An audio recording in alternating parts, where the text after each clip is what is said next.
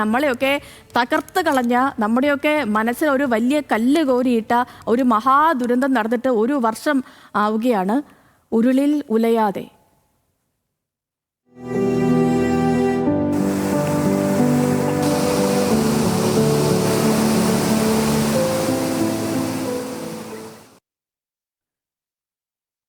പ്രിയപ്പെട്ടവരെ, നമ്മളെയൊക്കെ കണ്ണീരിലാഴ്ത്തിയ ചൂരൽമല മുണ്ടക്കൈ ദുരന്തത്തിൽ ഉറ്റവരെ നഷ്ടപ്പെട്ടവർ കുന്നോളം സങ്കടം ഉള്ളിലൊതുക്കി അതിജീവനത്തിനായുള്ള പോരാട്ടത്തിലാണ്.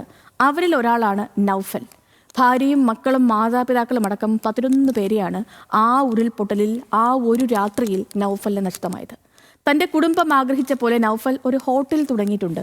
അവരുടെ ഓർമ്മയ്ക്കായി ജൂലൈ 30 എന്നാണ് ആ ഹോട്ടലിന് പേര് നൽകിയിരിക്കുന്നത്.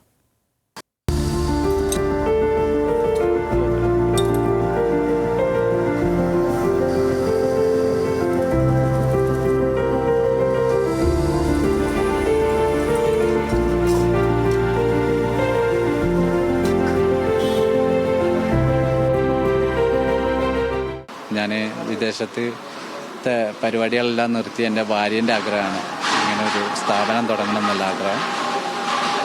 അപ്പം ഞാൻ ഒന്നും ചിന്തിച്ചില്ല, പെട്ടെന്ന് ഇതാണ് അവർക്ക് വേണ്ടി ഇനി എനിക്ക് ചെയ്യാനുള്ളത്. അവർക്ക് വേണ്ടി ഒരുപാട് ചെയ്യാൻ ബാക്കി വെച്ചിരുന്നു, ഒരുപാട് ആഗ്രഹങ്ങളുണ്ട്.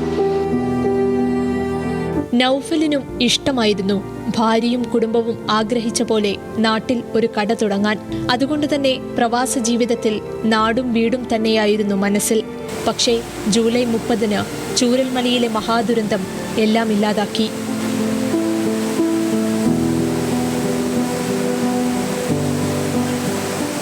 ഭാര്യയും മക്കളും മാതാപിതാക്കളും സഹോദരനും ഉൾപ്പെടെ 11 പേരെയാണ് നൗഫലിന് നഷ്ടമായത്. നെഞ്ചു തകർന്ന നൗഫൽ തിരിച്ചെത്തി. മുണ്ടക്കൈ ജുമാ മസ്ജിദിന് സമീപമായിരുന്നു നൗഫലിന്റെ വീട്. എന്നാൽ വീടിരുന്ന സ്ഥലത്ത് അങ്ങനെയൊരു അടയാളം പോലും അവശേഷിച്ചിരുന്നില്ല. ഉറ്റവരും ഉടയവരും നഷ്ടപ്പെട്ട നൗഫലിനെ കൂട്ടുകാരും നാടും ചേർത്ത് പിടിച്ചു. നഷ്ടപ്പെട്ടതൊന്നും തിരിച്ചു കിട്ടില്ല, എന്നാലും ഒരു ആശ്വാസമായിട്ട് ഒരുപാട് നല്ല മനസ്സുകൾ എന്നെ വന്ന് ഹെൽപ്പ് ചെയ്തിട്ടുണ്ട്. ശാരീരികമായും മാനസികമായും എന്നെ സഹായിച്ചിട്ടുണ്ട്. ഇത് സംഭവിച്ച് വന്ന അന്ന് എന്താ പറയുക, എൻ്റെ ഉമ്മാനും പാപ്പാനെയൊന്നും ഞാൻ കണ്ടിട്ടില്ല. ഞാൻ വരുമ്പോഴത്തേന് അവരൊക്കെ കിട്ടിയിരുന്നു. അന്ന് കൺഫേമായി കിട്ടിയാണ്.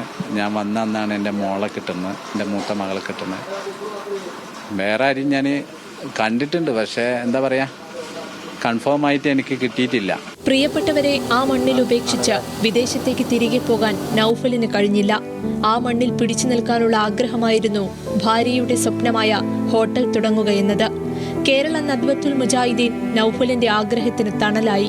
അങ്ങനെ മേപ്പാടിയിൽ ഒരു ഹോട്ടൽ തുടങ്ങി. ഹോട്ടലിന് നൗഫൽ ഒരൊറ്റ പേര് മാത്രമാണ് മനസ്സിൽ കണ്ടത്: ജൂലൈ 30, തന്റെ ഉറ്റവരെ നഷ്ടമായ ദിവസം.